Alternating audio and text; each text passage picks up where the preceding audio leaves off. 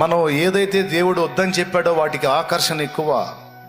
గుర్తుపెట్టుకోవాలి, గుండెల్లో భయం కలిగి ఉండాలి.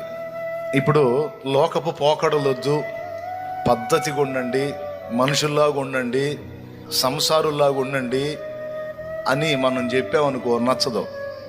లోకంలో ఆకర్షణల కోసం పరిగెత్తున్నారు చూడు, విపరీతమైన సోకులు చేసుకుంటా చండాలంగా. ఎంత ఆకర్షణ అంటే అట్లాంటి ప్రసంగాలన్నా కూడా నచ్చింది.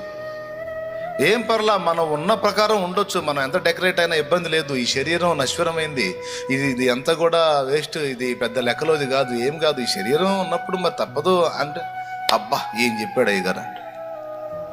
పనికి మాలిందానా, నీ భర్త కళ్ళను ఆకర్షించడానికి నీ భర్త ఎదుట నీ సౌందర్య ప్రదర్శన ఉండాలి. పరులు చూచున్నట్లు నీవు సౌందర్య ప్రదర్శన చేయకూడదు, అర్ధనగ్నంగా ఉండకూడదు, ఇతరులను ఆకర్షించడానికి హడావుడి చేయకూడదు అని చెబితే నచ్చదు.